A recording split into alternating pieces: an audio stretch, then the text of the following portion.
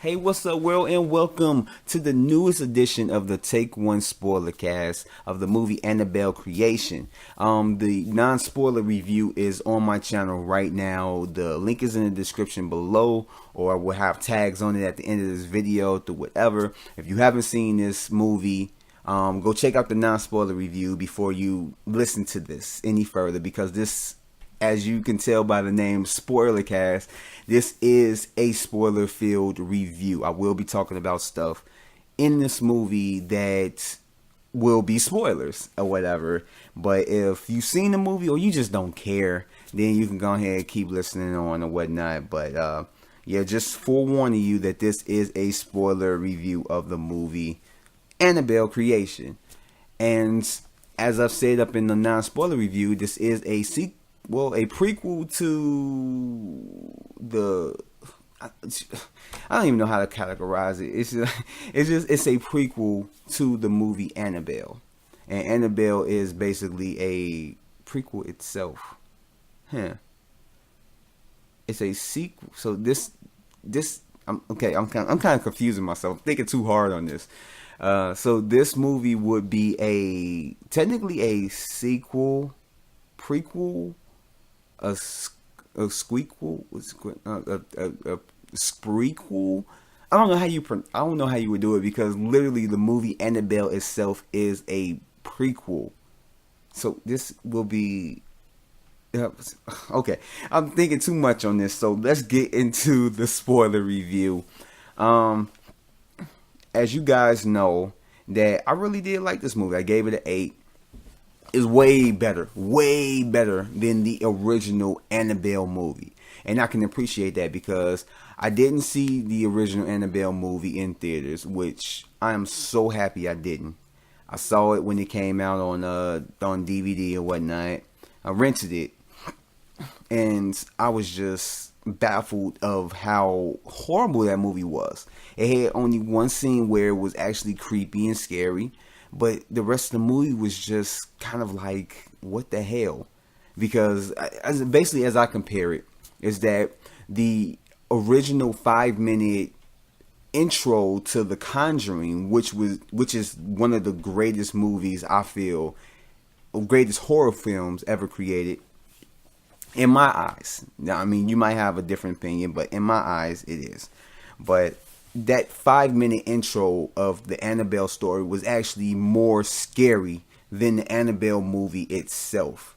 That movie was just god awful. But in any case, yeah, this one was like leaps and bounds. I wouldn't say like, I actually wouldn't say leaps and bounds. I'll say it was leaps ahead and leaps better than the original Annabelle movie that was created. And that I really appreciated. Going in, I didn't think that, it was going to be that good. But I started hearing about the reviews and then just the Rotten Tomato scores and, just whatever. But in any case, let's get into it. Like I said in the non-spoiler, the look of it was good. It was creepy. It was scary. I loved the sound design. The acting was there.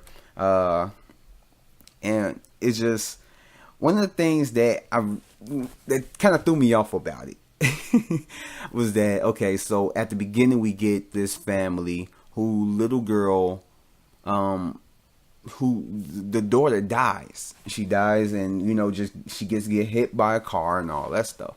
And so basically the family, thinks that, this ghost that's roaming around the house or whatever is their daughter, which they find out that it's a demon, basically posing as a daughter to get inside this doll to where it could just cause all type of havoc.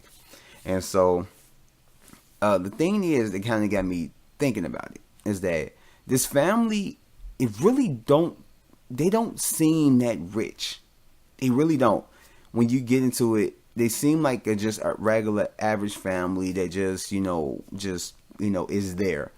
And I don't know what the father does. You know what? The father makes the dolls. Okay. I believe so. Yeah. Okay, so yeah. So I don't know if he makes that much money off of these dolls to afford a house like that. I don't know. I'm kind of thinking that he may have built the house. But in any case, it's like, he has a house that has like about 5-6 bedrooms, which is kind of weird, seeing as is before all the orphan kids moved in, it was just him, his wife, and his daughter. But yet they have like 3 more spare rooms. That just kind of throw me off, because when you get later on in the movie, the little girl's room is blocked off, but yet they have a room for the for 4 little girls, and then the other 2 girls, they kind of share the room. I guess it was the room where he created the dolls. And then I believe the nun, she had her own room. So that's 3 spare rooms besides the room where the man and his wife stays, and then their daughter room. So that's what, 5 rooms that they have all together. It just, unless they were planning on having more children or just whatever, it kind of throws me off. And I know this is, I guess you could say it's kind of a nitpick, but it just kind of threw me off. It's like, it was just 3. I could see if they had another daughter that, or, more children that stayed there and stuff like that, and, they grew up and that was their youngest that died. I could see that, but it was just them 3. I don't know. That just kind of stood out to me. I guess you could put it as a nitpick, but it just kind of stood out to me. And then another thing that I wanted to get on, I'm writing down these notes and I'm trying to get back to it, but it was just okay. Yeah, one of the things that kind of got me was that the one scene where the main little girl, Annabelle, or not her name, Annabelle. Yeah, Annabelle. So her whole thing was when she was being tortured at night and thrown around and all that stuff, and she was screaming. Like, it just kind of boggles me that this is happening in the house where you have like 10 other people, but yet no one is hearing all this stuff happen to her. Like, it boggles my mind, because I'm just sitting there in the theater and it stood out to me. I'm like, don't nobody hear her screaming, and she's screaming loud, but no one is waking up, and this is the middle of the night. It's not like this is where like this is like where it was kind of like, I ain't gonna say rare, but not everybody had a TV in their house, and because, when the little girls came up in there, when the orphan little girls came up in there, they was looking like, oh, they have a TV too, they was like, surprised by it and happy, excited and all that stuff. So this is around the time that, not everybody had a TV in their house. So this is something to be amazed by, not even amazed by, but, excited about. So it's not like they had a TV or radio on to where it can drown out. But even if so, you still would hear if there was like banging, somebody screaming this and that, and no one woke up to hear this. And it really threw me off. It's like, really? No one heard her screaming. Even like the next morning, it was just no one. It's just, I don't know. That just kind of threw me off. Another thing was, I guess you could call this negatives, and I'm going back and forth. It's not, I'm not going to do likes and dislikes or whatever, or organize it, put it like that. I'm not going to organize likes and dislikes. I'm just going to go through it. So just another dislike that I had about it that I couldn't talk about in the non-spoiler was the scene where the little girl, the best friend of the main character, which they had the little scene where she had the gun, and then she'll shoot the ball out and then and wind up the string to pull the ball back. That scene had some weird editing, because it went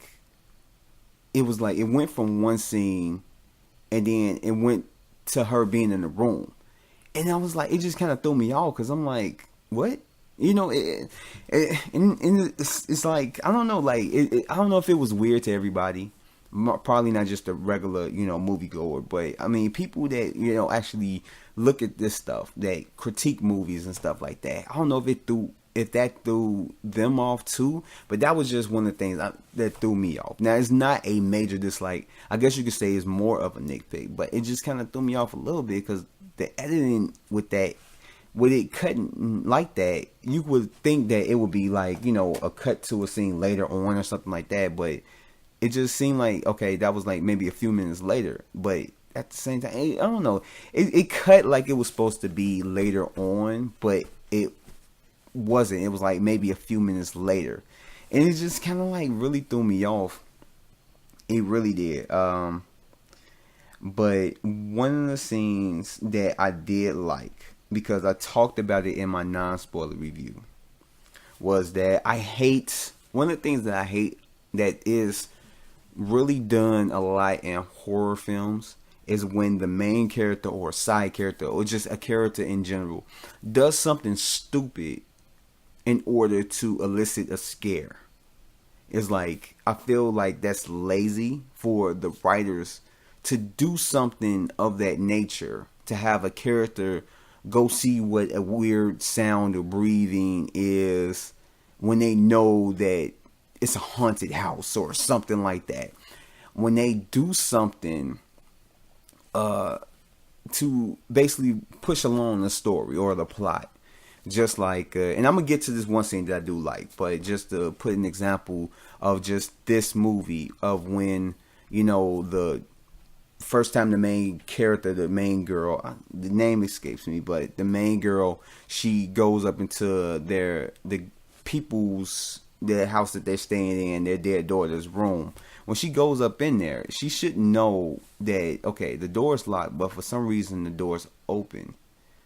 You know, and okay, I'm sorry, and like I'm trying to remember this because it's been like about a month, whatever. I mean, this review is late, so give me a break. But just everything that goes on within the room is like, it's creepy, but yet she still finds herself roaming around the room and trying to find out everything that's up in there. And I get curiosity, whatever, but you gotta think realistically. What would a person really do in that situation? Especially a young kid who is impressionable. Like, you know, think about if you're 10 or 11, 12 or something like that. Or just even younger. Would you find yourself sitting there going into a scary dark room where sounds are happening and then you open the door that has a scary looking doll? You close it, the door opens. You go, you know, and you're doing all this extra stuff when literally everything is in your mind telling you to run, or it should tell you to run. It's like that fight or flight. You don't have no reason to fight, but you have a reason to flight, which is take off. It's survival. So why would you continue to close a door that's constantly opening, and you know, and you have a weird feeling about this? It just, I don't know, like that scene just kind of threw me off. But I mean, as far as, you know, the doll or, you know, the ghost getting up and walking, and then kind of like walking on the sheet, and as it's going forward, the sheet is coming down in front of it, and then all of a sudden the sheet falls and there's nothing there. It's just, okay, that was a scary scene. That was a little cool scene. Predictable, which is kind of like a 50-50. It was predictable because you already knew that it wasn't going to show anything. But at the same time, it was actually a cool scene. So it's like, I'm kind of on the fence about it. But in any case, I did like it regardless. But it was just that whole setup and just everything that just happened in the room, even just later on when the little girl, when her best friend came up in there. And it's just certain scenes like that. You know, you don't have to put your character in that position to, you know, do stupid stuff in order to basically elicit a scare or elicit a situation where scares are going to happen throughout the film because of that one scene. It just, that throws me off. But the one scene that I did like, and this is like the scenario that I do like, is when a character goes into a situation that they don't know is going to be something scary is going to happen.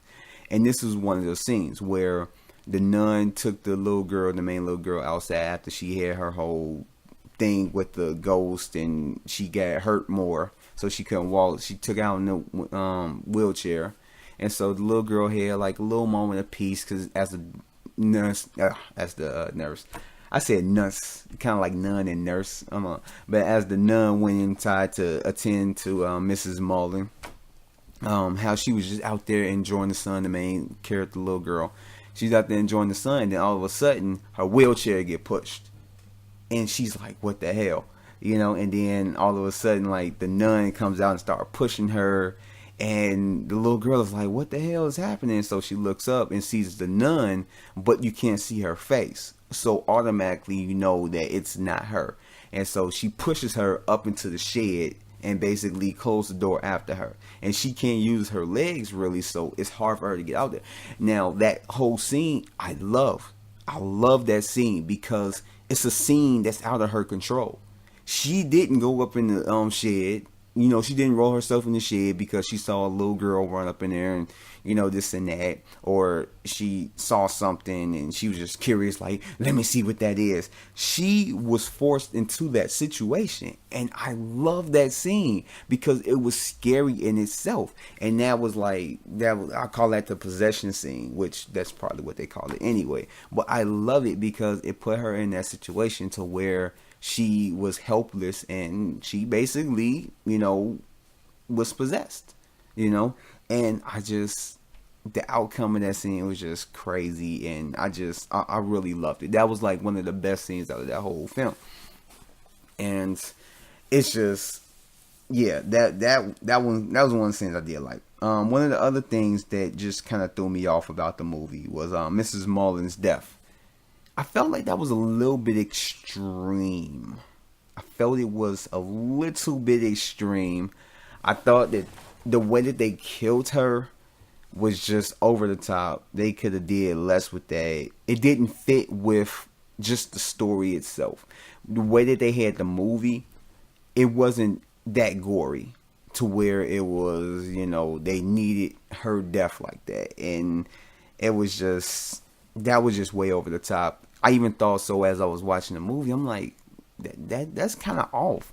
And you wouldn't think that way about a horror film, but if they have a certain tone and a certain way that they're doing like killings and murders and stuff like that, so it's kind of like just doing something to where it's like not that much blood, and then all of a sudden somebody's murder is like a Saw murder, where you have blood all over the place, the body's chopped up and stuff like that. It's just like, what? Like, y'all did like a PG murder like the first couple one, then y'all want to do an R-rated murder. Like, it didn't sit right. It didn't, I ain't gonna say it didn't bode well, but it kind of threw me off a bit. As well as, like, I don't know.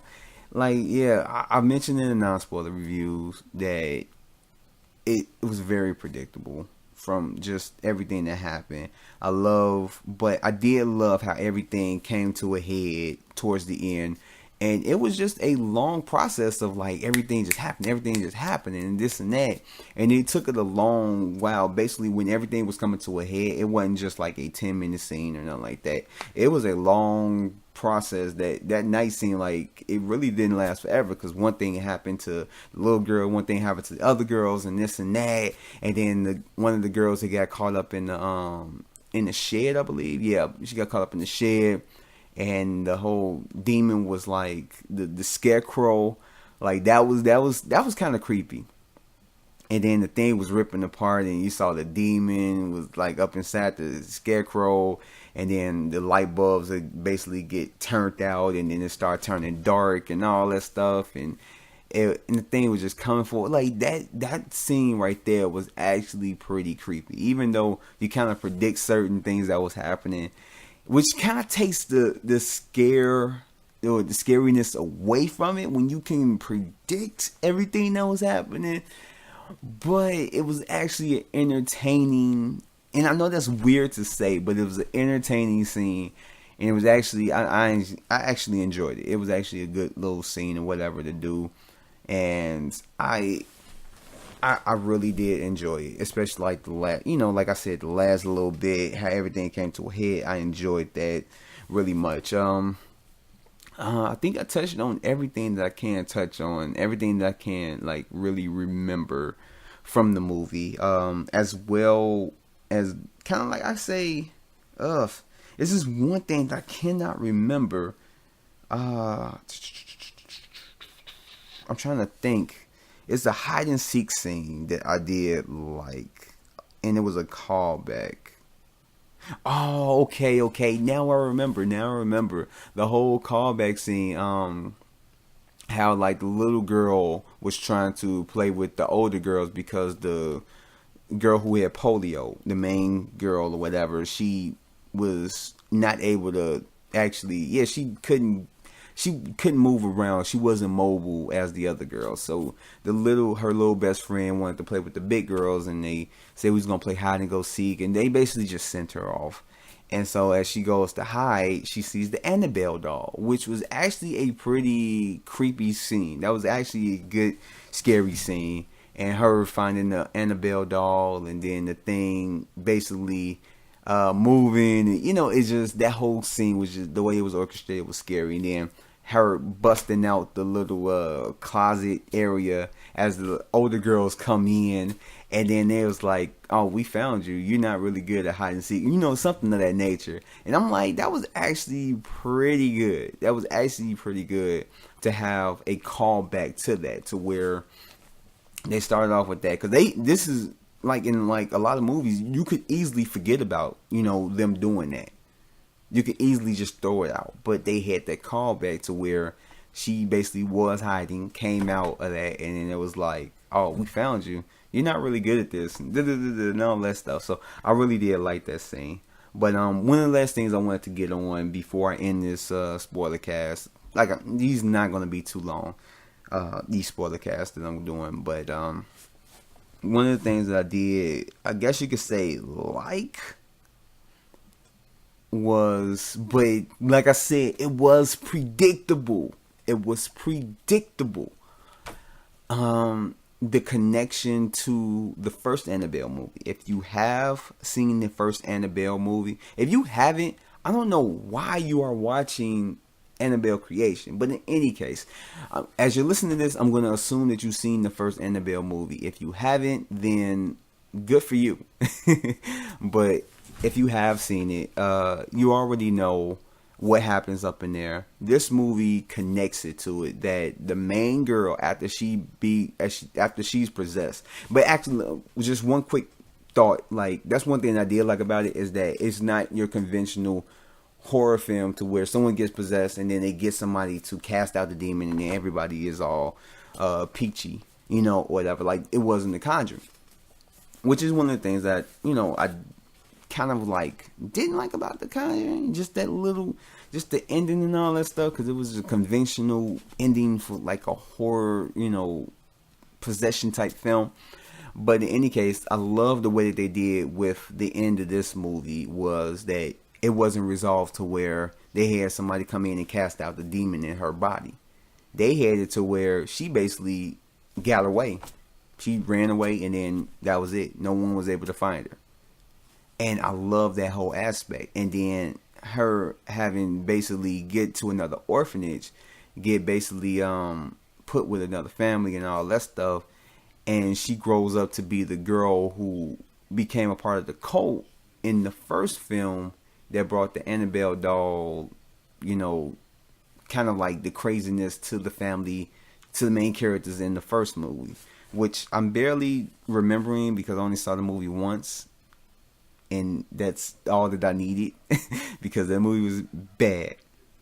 But in any case, I just love the connection, how that little girl in this movie was the older woman that was along with the guy who was killing her parents and stuff, whatever, and started to attack the main characters in the first film. So that was one of the things that I did like about that, was just the connection. But just because it had a good connection to the first Annabelle film, doesn't make the first Annabelle film a good one. So don't take it as I'm saying that. Don't take it as like it's giving me new eyes and this is making me like, oh, appreciate the first film more. No. It's a nice connection, but it's not making the movie better. It's not making it worth watching any more than what it is. But in any case, I think that's all that I have to say about the movie Annabelle Creation. Yeah.